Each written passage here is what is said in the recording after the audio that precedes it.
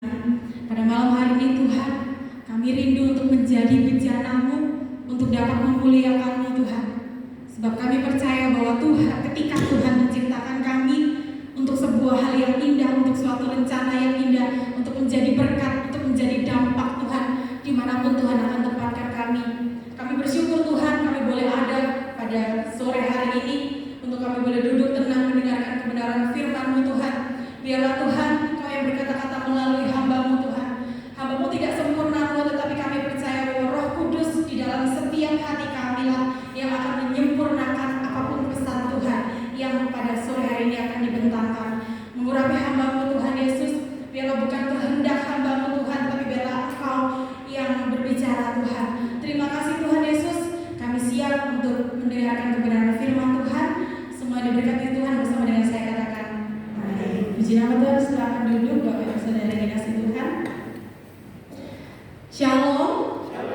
Puji Tuhan.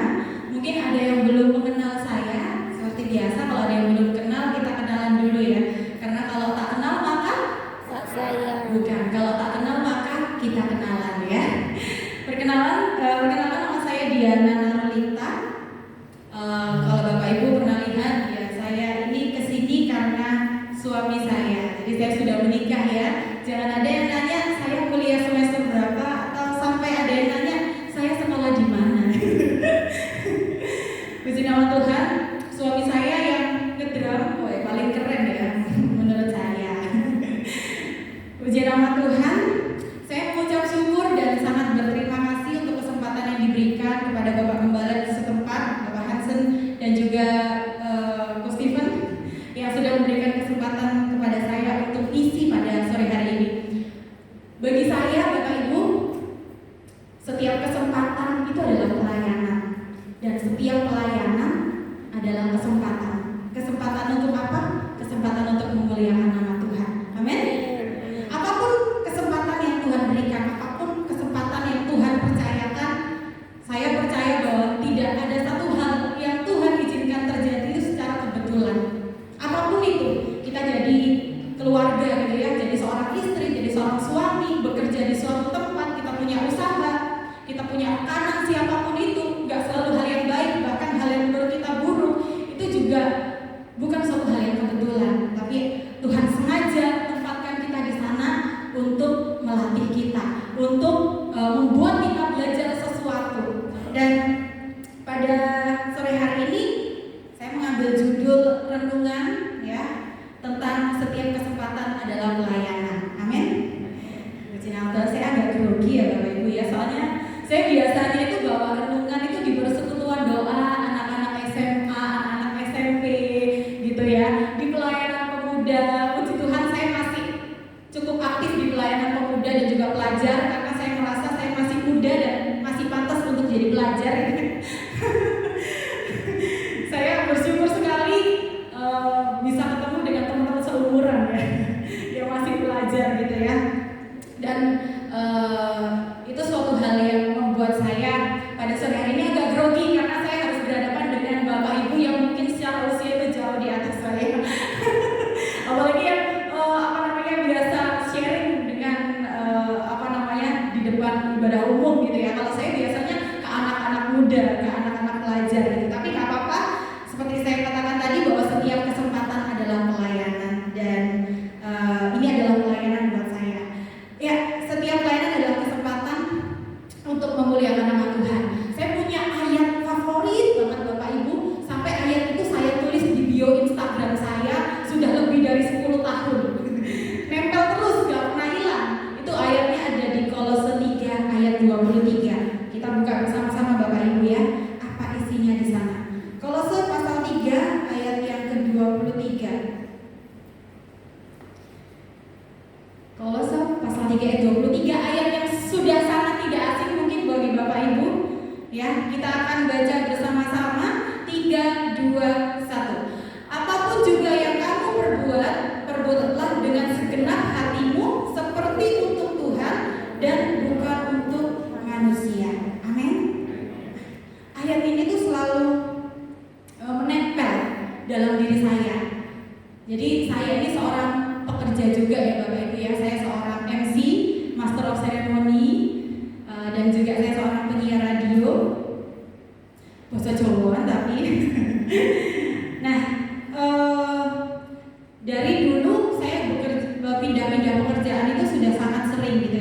ya.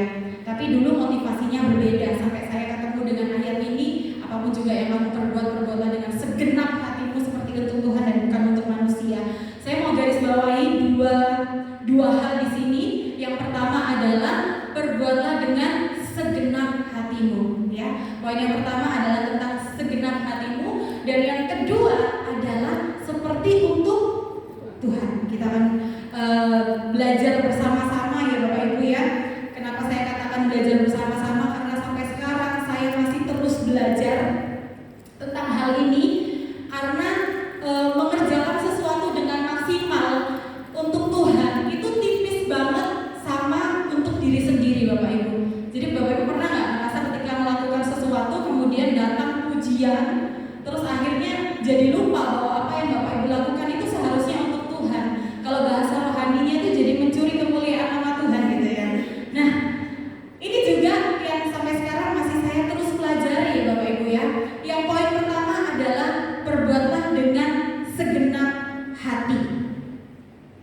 Saya coba cari di terjemahan bahasa Inggris, di sana dikatakan whatever you are doing, work at it with enthusiasm as to the Lord, not for the people. Kata segenap hati dalam terjemahan bahasa Inggrisnya itu menggunakan kata enthusiasm atau antusias. Kalau di KBBI saya cari antusias itu artinya apa? Bergairah, bersemangat, berapi-api.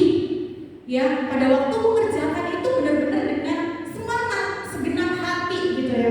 Kenapa di sini ada kata segenap hati? Ya, kalau di firman Tuhan yang lain mengatakan bahwa hati itu adalah pusat kehidupan kita loh. Apapun yang kita lakukan, apapun yang kita perkatakan, itu semuanya dari dalam hati, betul ya Bapak Ibu ya. Kalaupun misalnya apa yang ada di hati kita dengan apa yang kita lakukan tidak sinkron, itu pasti hasilnya tidak akan pernah menemukan hasil yang maksimal ataupun hasil yang baik. Apapun itu, misal Bapak Ibu nggak suka melakukan sesuatu, kemudian disuruh lakukan itu, jadinya yang dilakukan hanya setengah-setengah, asal-asalan. Pokoknya aku kerjakan. Karena apa? Karena tidak suka, karena tidak dilakukan dengan segenap hati. Berbeda ketika Bapak Ibu melakukan sesuatu karena Bapak Ibu senang, antusias mengerjakan itu. Yang Bapak Ibu lakukan adalah totalitas, ya, all out, harus total pokoknya. Mau lakukan sesuatu karena apa? Karena Bapak Ibu suka, karena Bapak Ibu melakukan itu dengan segenap hati. Nah, di Alkitab, di sini saya mengambil dua contoh saja tokoh di dalam Alkitab yang melakukan dengan segenap hati. Ya, di sini saya ambil tokoh pertama. Ini adalah tokoh favorit saya di Alkitab karena saya belajar banyak hal sekali tentang tokoh ini. Namanya adalah Daud. Ya, Bapak Ibu kalau ingat kisah tentang Daud, kalau ditarik dengan melakukan dengan segenap hati, Daud ini mengerjakan dengan segenap hati loh apa yang dipercayakan, kesempatan apa yang diberikan. Padahal orang tua Daud ini cuma memberikan dia kepercayaan 2-3 ekor domba. Tapi apa yang Daud lakukan? Dia lakukan itu dengan segenap hati. Dia jaga 2-3 ekor dombanya itu dengan segenap hati. Sampai apa? Sampai dia tahu loh melawan singa, melawan beruang. Nah, kira-kira kalau kita ada di posisi itu, ya kita mikir, malah enak nyawaku ya lebih berharga nyawa aku lah. Buat apa aku taruh sama singa sama beruang hanya untuk 2-3 ekor domba? Daud gak dipercayakan seperti saudara-saudaranya Bapak Ibu. Saudara-saudaranya Daud ini perawakannya tinggi besar gitu ya. Mereka sering berperang, sedangkan Daud ini menggembalakan kambing domba. Sebuah pekerjaan yang mungkin remeh, tapi dia melakukan dengan segenap hati.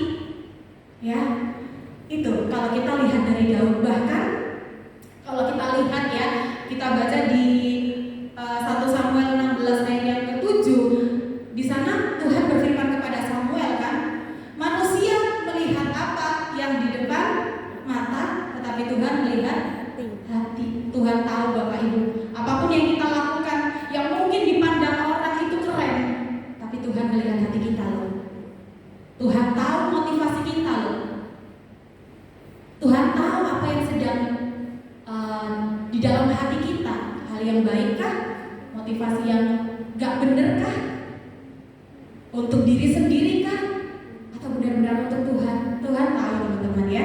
Makanya Tuhan berkata sama Samuel, karena Samuel lihat saudara-saudaranya Daud ini kan tinggi besar gitu ya. Ketika Samuel nanya sama papanya Daud, "Pak, gak ada lagi tadi anakmu?"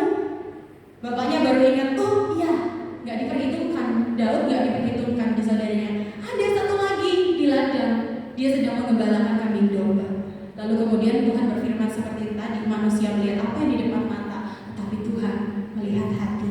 Kemudian tokoh yang kedua yang saya pelajari di sini ada Yusuf. Kenapa Yusuf? Yusuf ini ceritanya Bapak Ibu pasti sudah tahu ya. Kalau Yusuf ini diculik oleh saudara-saudaranya, kemudian dibuang di sumur, tapi karena saudaranya kasihan, akhirnya diambil lagi dan dijual, akhirnya dibeli oleh keluarga Potifar. Kemudian si Yusuf ini jadi apa? Jadi budak. Kalau bahasa sekarang itu ART ya Bapak Ibu ya, asisten rumah tangga. Tapi Bapak Ibu tahu apa yang Yusuf lakukan? Yusuf melakukan dengan segenap hati.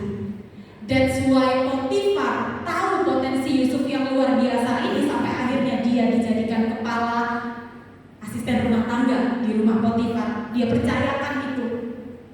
Saya mikir gini, dua orang ini dari latar belakang keluarga yang berbeda. Daud itu nggak diakui sama keluarganya, maksudnya tidak diperhitungkan gitu ya. Dianggap paling remeh lah karena dia nggak memiliki perawakan yang sama dengan kakak-kakaknya. Tapi berbeda dengan Yusuf loh. Yusuf ini anak kesayangan papanya, anak yang dimanja, dikasihkan jubah terbaik sama papanya, sampai saudara-saudaranya iri. Dua latar belakang yang berbeda tapi memiliki respon yang sama. Responnya apa? Apapun yang dipercayakan sama mereka kerjakan dengan segenap hati. Dan itu berbuah Bapak Ibu ya. Daud menjadi seorang raja dan Yusuf menjadi orang kepercayaan kedua setelah Fir'aun. Itu hal yang luar biasa kan Bapak Ibu. Dari hal yang remeh, bukan dari hal yang luar biasa spektakuler, bukan dari basic yang dilihat sama orang banyak, yang tenar, bukan artis, bukan. Dari orang-orang yang setia melakukan hal yang sederhana tapi dilakukan dengan segenap hati. Itu dampaknya bisa luar biasa sekali Bapak Ibu. Nah, ketika saya belajar tentang Kolose 3 ayat 23 ini, saya belajar satu perikop penuh. Ternyata di sini itu juga sedang membahas tentang keluarga. Jadi perikopnya dikatakan hubungan antara anggota-anggota rumah tangga. Saya barusan berumah tangga ya Bapak Ibu ya, belum ada 1 tahun. Saya baru sekitar 6-7 bulan saya berumah tangga. Orang bilang awal-awal berumah tangga itu lagi manis-manisnya, lagi so sweet-nya. Tapi bagi saya, awal berumah tangga ini benar-benar proses saya beradaptasi dengan pasangan saya Bapak Ibu. Jadi dua karakter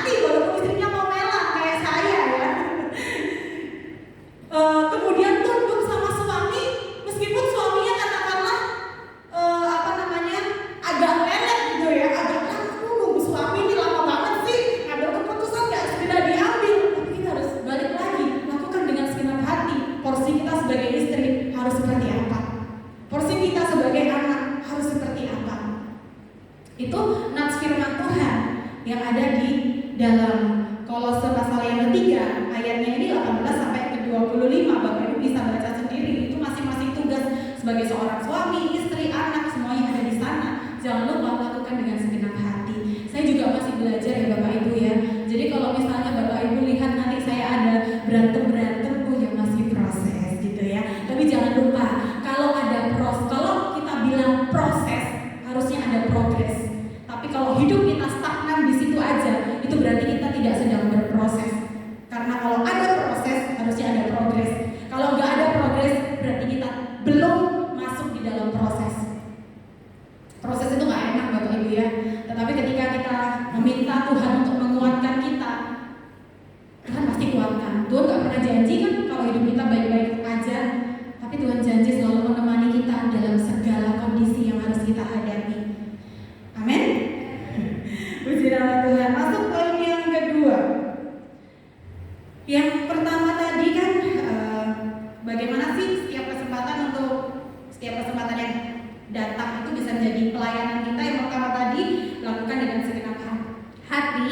Kemudian yang kedua, apapun yang dipercayakan atau kesempatan yang datang, lakukan seperti untuk Tuhan dan bukan untuk manusia. Tadi di awal saya sudah spill bahasanya anak tiktokers. Spill dong Kak. Ya, jadi saya tadi di awal sudah spill gitu ya. Apapun yang kita lakukan itu seperti untuk Tuhan dan bukan untuk manusia. Di sini jelas Bapak Ibu ya, lakukan seperti untuk Tuhan bukan untuk manusia. Karena apa? Karena Tuhan tahu manusia itu mengecewakan. Ketika kita lakukan sesuatu dan untuk manusia, ketika manusia itu mengecewakan, kita nggak akan mau lagi lakukan itu. Misal Bapak Ibu dipercayakan nih untuk misal ambil persembahan gitu kan ya.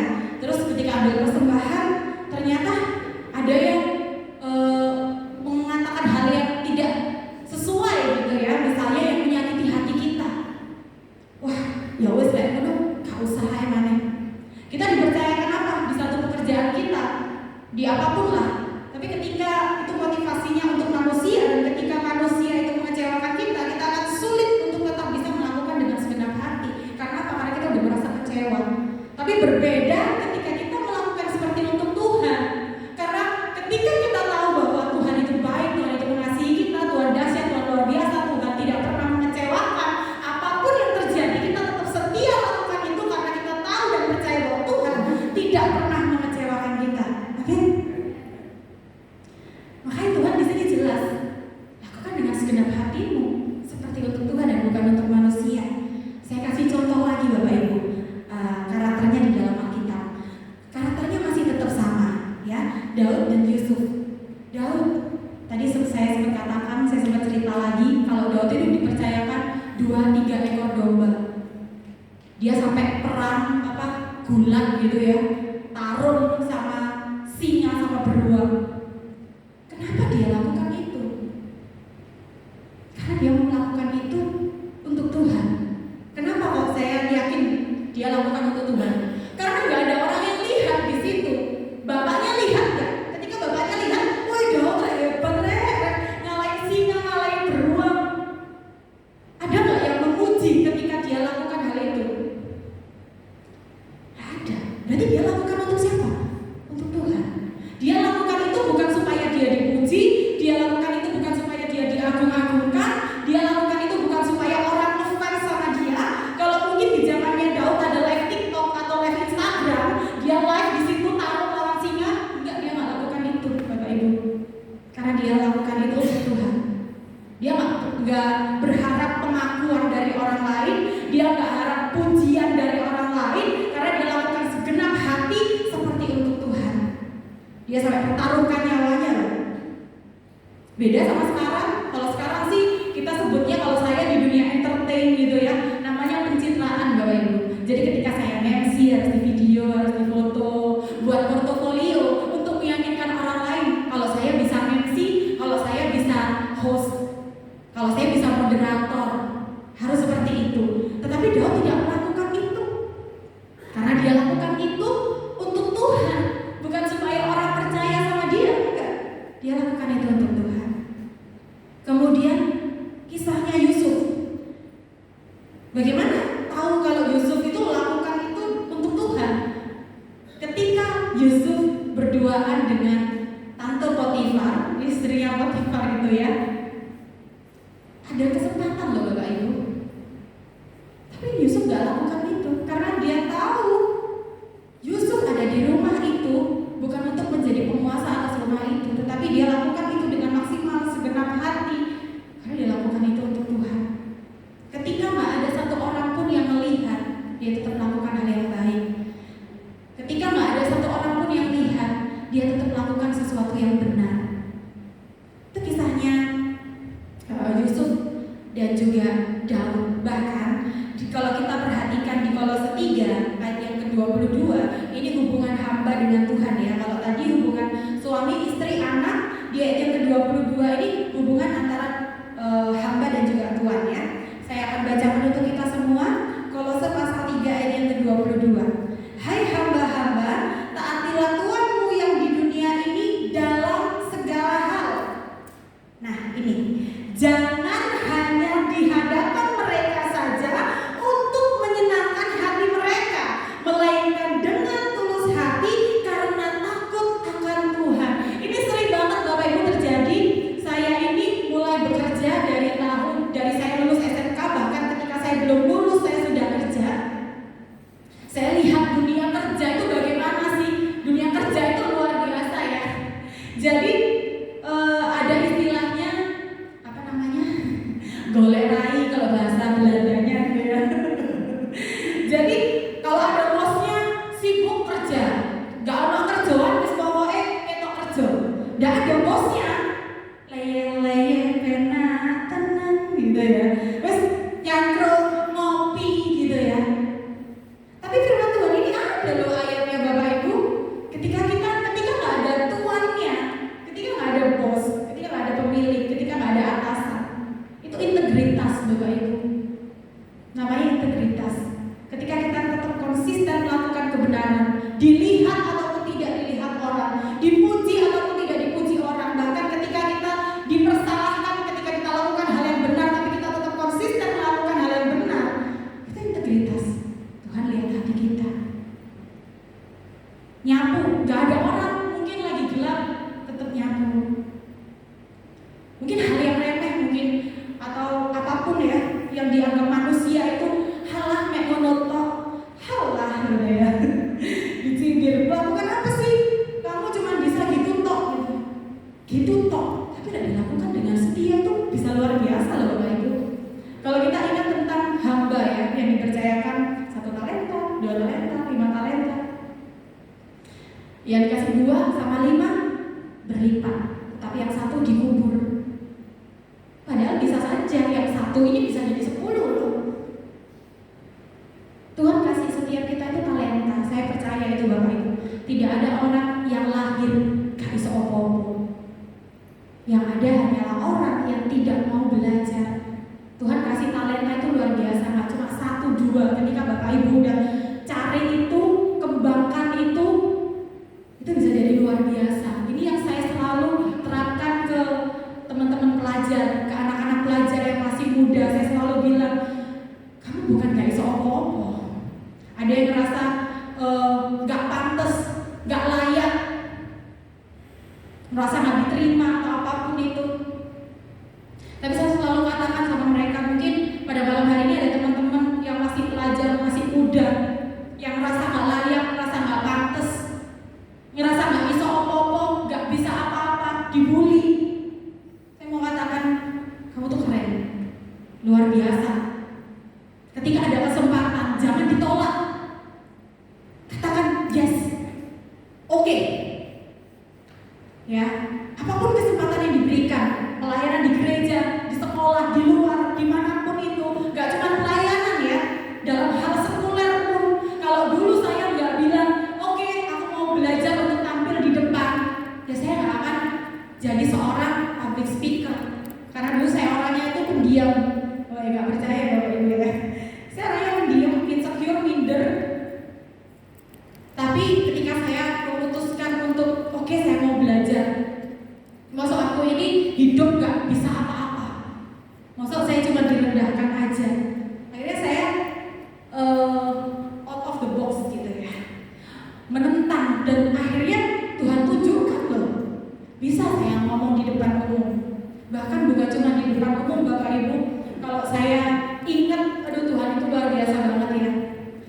bahkan bisa ngomong di orang yang jabatannya jauh di atas saya.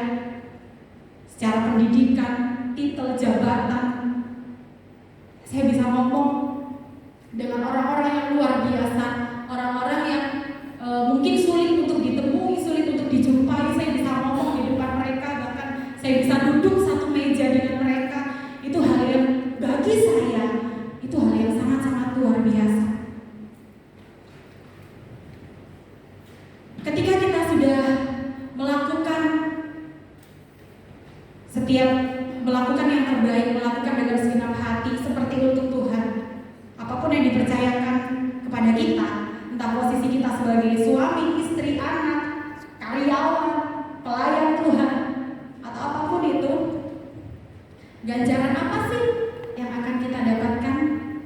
Kita baca di ayat Kolose pasal 3 ayat yang ke-24 ya.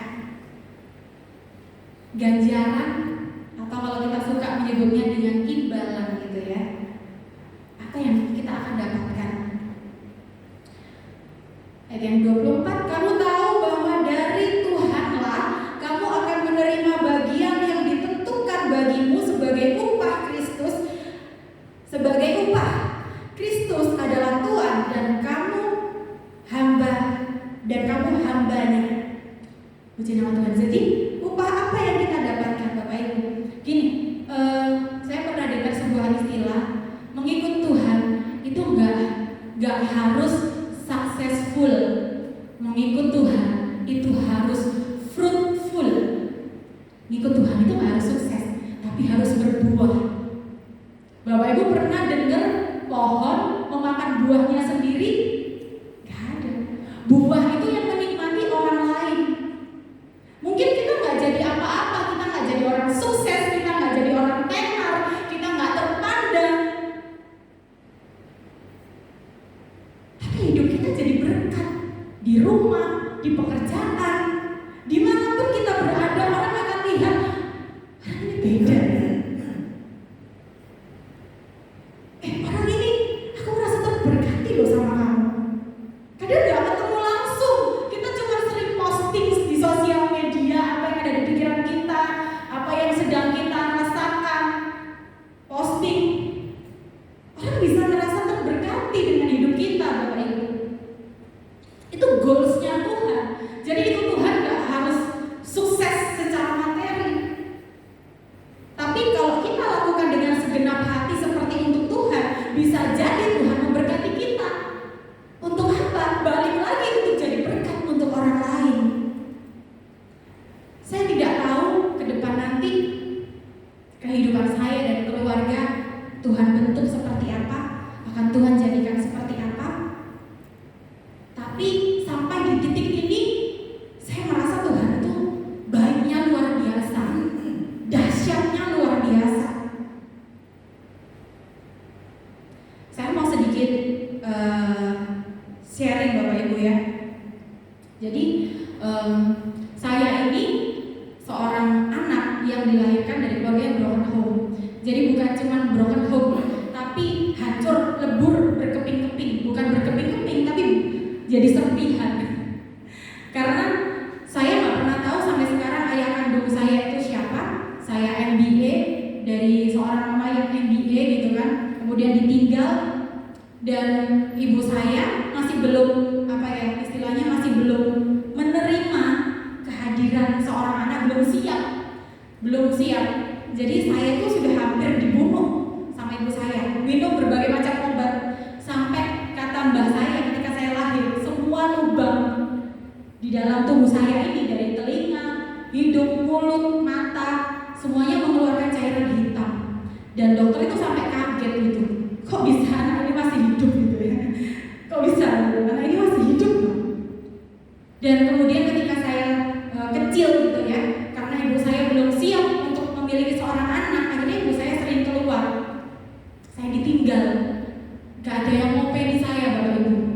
Saya tumbuh, ada Pak Ade saya, tapi Pak Ade saya juga ngurusin anaknya karena kita seumuran, saya dengan sepupu itu seumuran, jadi saya nggak sebegitu diperhatikan. Terus kemudian ibu saya kenal dengan seorang pria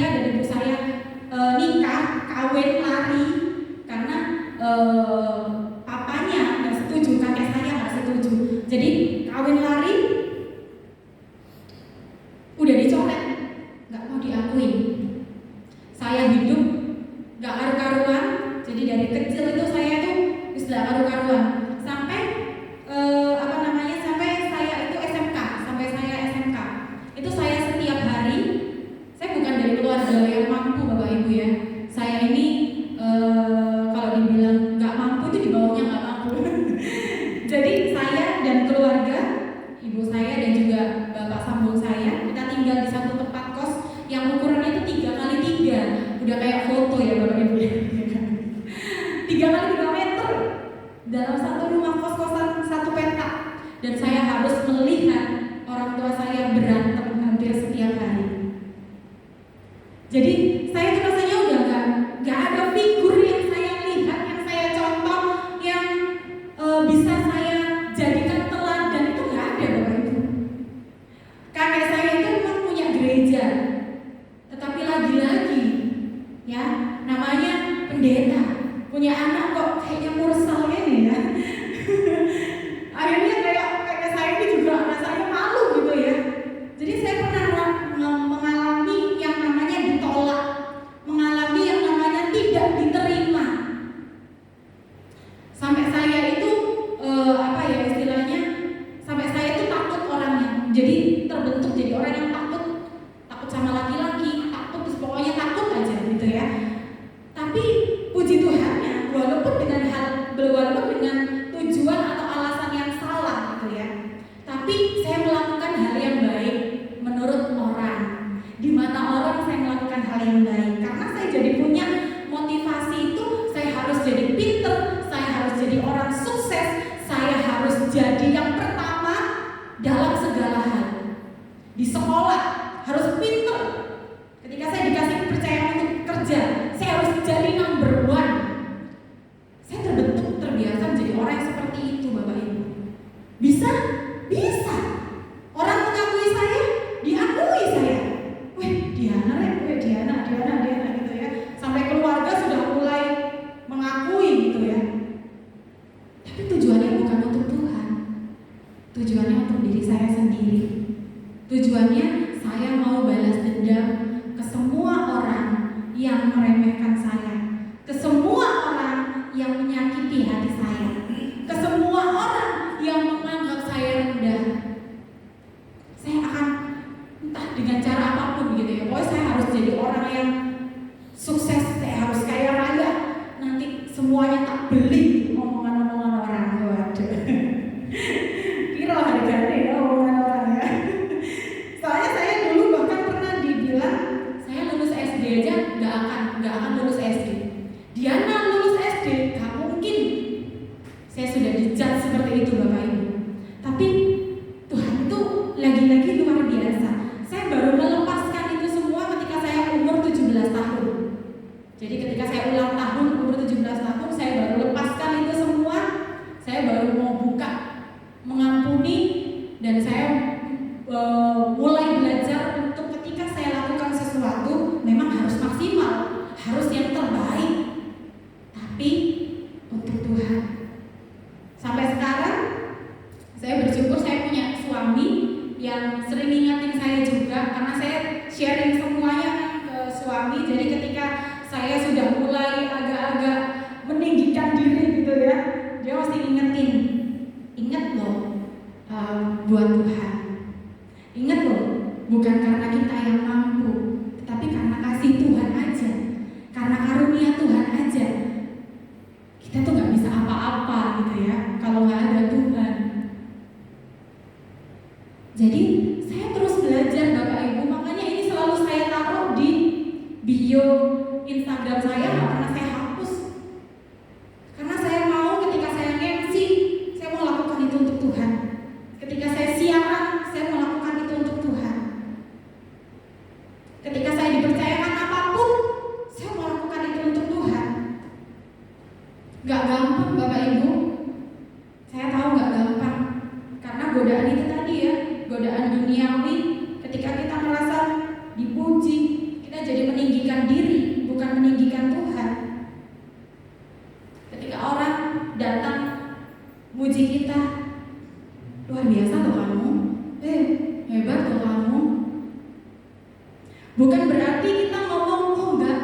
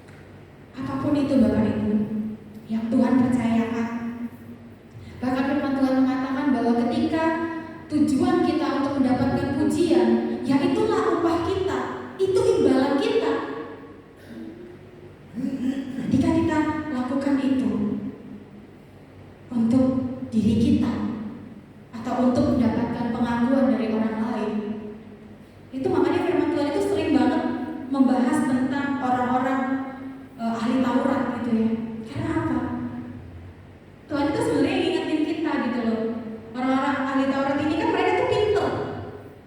Alkitab ini ngelontok gitu ya. Paham banget mereka. Tapi yang mereka kejar apa?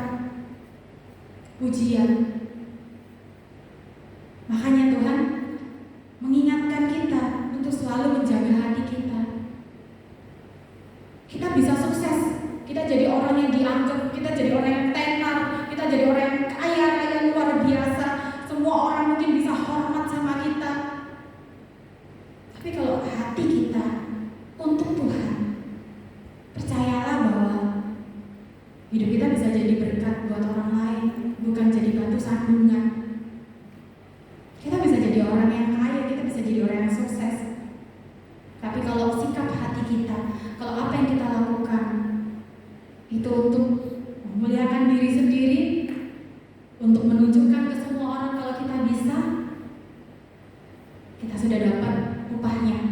Tetapi di ayat yang ke-24 tadi kita diingatkan bahwa kita mendapat upah. Bagian kita apa? Di kerajaan surga, kehidupan yang kekal.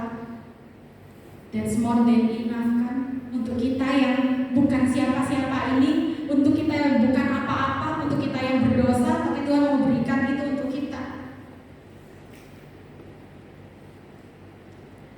Jadi di ayat yang ke-24 bagian terakhir tadi dikatakan bahwa Tuhan adalah Tuhan kita, Yesus Kristus adalah Tuhan kita, dan kita adalah hamba. Jadi posisikan diri kita itu melayani Tuhan, bukan dilayani Bapak Ibu ya. Kita yang melayani Tuhan, bukan kita yang dilayani. Jangan pilih-pilih ketika Tuhan kasih kita kesempatan. Jangan mengklasifikasi, aku maunya yang ini, bagian ini toh Tuhan, yang itu yang lain aja. Tapi kalau ketika Tuhan kasih kita kesempatan, kasih kita kepercayaan itu, berarti Tuhan mau bentuk, mau memproses kita. Kita bisa nolak saat itu, tapi percayalah bahwa rencana Tuhan itu tidak pernah gagal Bapak Ibu. Ketika Bapak Ibu menolak satu kesempatan, satu kepercayaan itu, percayalah Tuhan akan datangkan lagi. Karena saya percaya bahwa ya Tuhan mau proses kita di sana.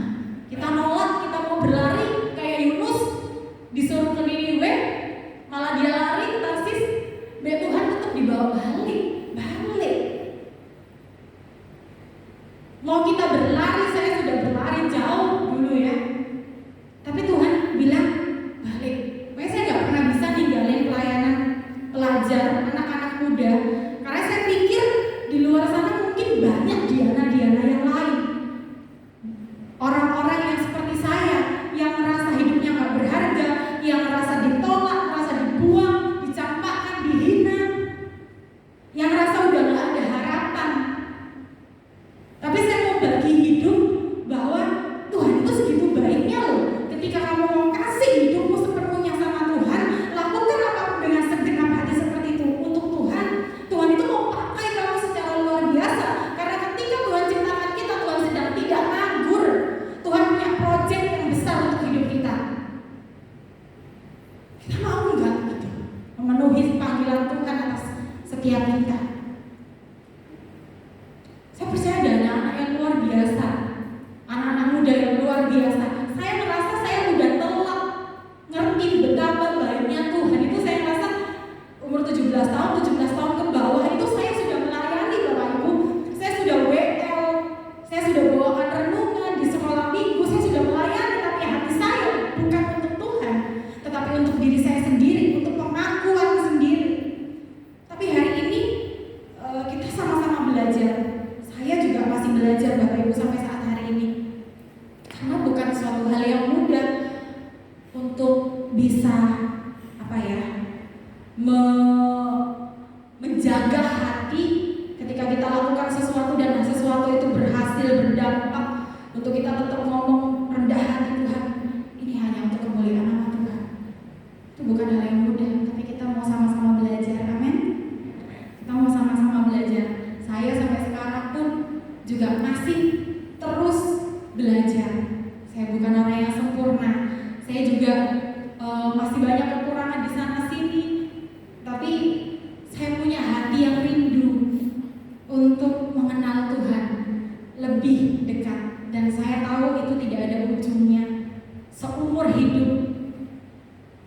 yang akan berusaha untuk kita ya, kita sama-sama berusaha untuk mengenal